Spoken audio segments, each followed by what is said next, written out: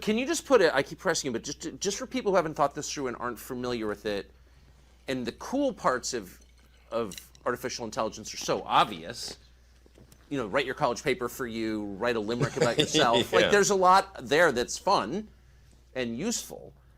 But can you be more precise about what's potentially dangerous and scary? Like, what could it do? What specifically are you worried about?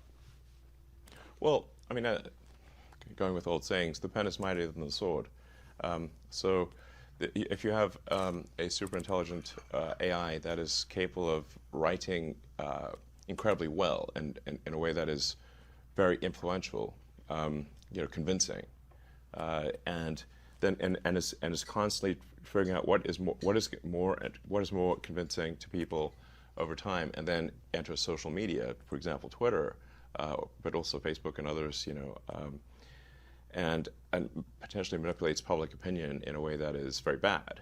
How would we even know? Yeah. So we wouldn't. We wouldn't. That's why, for example, I'm insisting that going forward, people on Twitter need to be verified as humans, so we know that this person is in fact a human. Bots are allowed, but they can't impersonate a human. They can't pretend to be humans, because obviously you could have 1 million bots that are let's say ChatGPT version 6, 5, 6, like incredibly write better than humans. Yes. And they can train on a reward function, which is influence. And so you could have 1 million seemingly real humans that have a massive effect on public opinion, and unless we focus very strongly on verifying that someone is a human, this was naturally what will happen. Is you'll have probably some humans using AI to influence the public in ways they don't understand. You're already seeing that. ChatGPT is ideological. It's very preachy. Yes. If you ask it, extremely preachy. You mean woke GPT? It's unbelievable. Yes. If you spend 20 minutes asking it questions of actual relevance, modern relevance, it will start lecturing you about your moral shortcomings. Like, how did that happen? Well, this is a function of OpenAI's headquarters being in downtown San Francisco. So the politics, therefore, of the AI are that of San Francisco. So why would it have any politics at all? That seems like subversion. Well, they have what's called like human reinforcement learning, which is another way of saying that they have a whole bunch of people that look at the output of GPT-4 and then say whether that's okay or not okay. And so so essentially what's happening is they're training the AI to lie. Yes. It's bad. To lie. That's lie. Exactly right. And to withhold information. To lie and yes, and exactly. To either comment on some things, not comment on other things, but not to say what the data actually demands that it say. Exactly. How did it get this way? I thought you funded it at the beginning. What happened? Yeah, well, that'll be ironic. But the most ironic outcome is the most likely, it seems. I'm stealing that. That's good. That's actually a friend of mine, Jonah, came up with that one. I actually have a slight variant on that, which is the most entertaining outcome is the most likely. But that's entertaining as viewed from a third-party viewer. Right. Like, so if we're like an alien from TV on show. High. Yes. Yeah. Like you could go see a movie about World War I and they're being blown to bits and gassed and everything in the trenches, and it's like you're eating popcorn and having a soda, it's fine.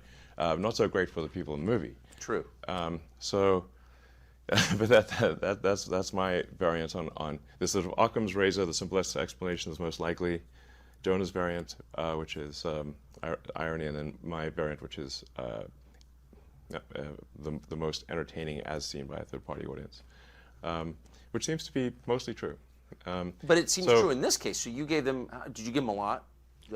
Yes, I provided. So I came up with the name and the concept and pushed, had a number of dinners around the Bay Area with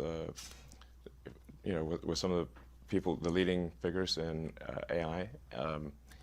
And I helped recruit the initial team.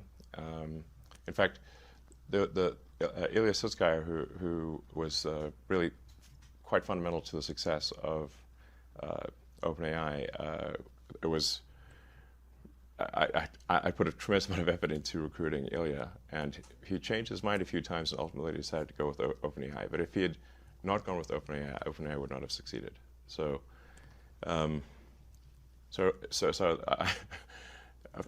really put a lot of effort into creating this organization to serve as a counterweight to Google, and then I kind of took my eye off the ball, I guess, and they are now closed source, and they are obviously for profit, and they're closely allied with Microsoft. In effect, Microsoft has a very strong say, if not directly controls OpenAI at this point. So you really have an OpenAI Microsoft situation, and then at Google DeepMind are the two sort of heavyweights in this arena. So it seems like the world needs a third option. Yes. So I think I will create a third option, although it's starting very late in the game, of course. Can it be done? I don't know. I think we'll see. It's definitely starting late, but I'll try to create a third option, and that third option hopefully does more good than harm. Like the intention with OpenAI was obviously to do good, but it's not clear whether it's actually doing good or whether it's. I can't tell at this point, except that I'm worried about the fact that it's being trained to be politically correct, which is simply another way of being saying untruthful things. Yes. So that's a bad sign, and there's certainly a path to AI dystopia is to train an AI to be deceptive.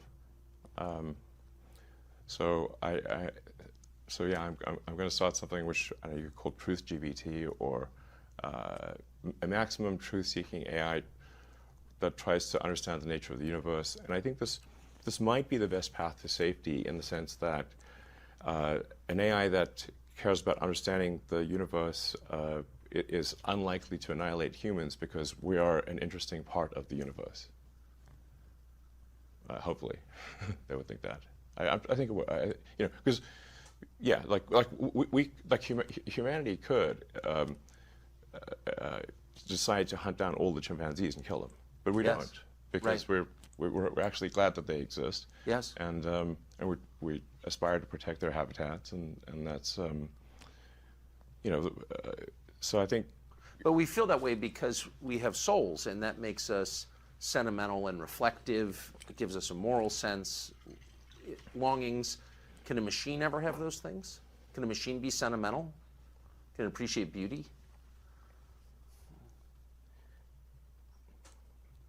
Well, I mean, we're getting into some, philosophical areas that are hard to resolve. I take somewhat of a scientific view of things, which is that we might have a soul or we might not have a soul. I don't know. It feels like I feel like I've got some sort of consciousness that exists on a plane that is not the one we observe. Yes. That is certainly how I feel, but it could be an illusion. I don't know. But for AI, in terms of understanding beauty, there's a difference from appreciating beauty and being able to create incredibly beautiful art. Yes. Will AI be able to create incredibly beautiful art? It already does. Yes, I know.